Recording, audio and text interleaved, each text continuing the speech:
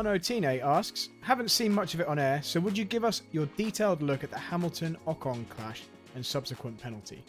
Now, this is a really juicy one, and I'm going to explain why. Now, we were all watching the live feed when we saw Hamilton trying to get past Ocon whilst Hamilton was making the most of his new intermediate tyres. And there were a couple of times where he got a really good run, he was all over the back of him. But in particular, on the TV pictures, we saw Hamilton go for a move down into turn 1. And it looked like he got a significant overlap, and to my eyes, Ocon just turned directly across on him. And we later then heard Hamilton complaining about being put in the wall, but we never saw that on the TV pictures, and the commentators just seemed to assume that they were talking about that first incident that Hamilton was complaining about being turned in on. And he then asked later on, are any of these incidents being reviewed by the stewards?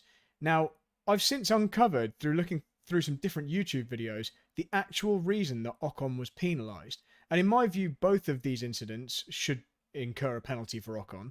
The first one we'll go into in just a moment, but let's have a look at the reason Ocon was actually penalised. This is what we didn't see on TV. Hamilton gets a run down the pit straight and makes a decisive move to Ocon's right-hand side and gets a significant overlap. He then just gets put in the wall by Ocon. Ocon just moves across on him, and then later complained on the radio about his penalty, saying he didn't do anything wrong, he didn't think that was a justified penalty. And in fact, we can hear from Ocon himself in his post-race interview, where he says, I went to see the stewards just now to review the images, and there's a new rule that apparently all drivers agreed to, that now when we're both alongside and when somebody's attacking, if you don't leave the room, then it's a penalty, which I never heard of.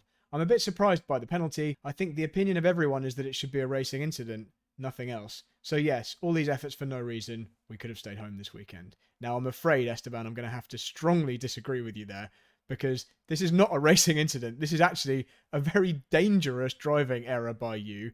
You cannot just drive across when a car has an overlap. And the fact that he thinks this is a new rule is a bit bizarre. I mean, this is something that we all understand. If there is any significant portion of another car alongside you, you can't move into that space.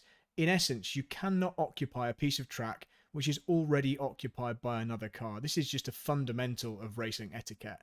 So this is a pretty clear slam dunk penalty for Ocon, and he's lucky that neither of them sustained significant damage. Hamilton had some end plate damage, but didn't really affect him, and they both pretty much got away unscathed.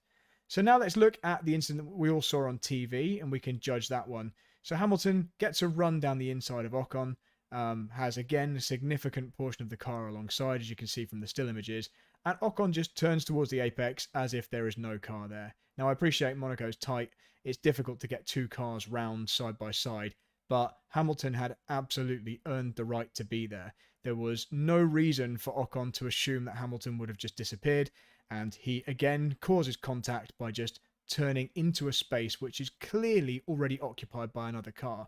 Now, what quite often happens in these incidents is the car that's attacking, the car on the inside that is being turned in on, sees that there's a car turning in on them and tries to escape. They try and back out of that situation.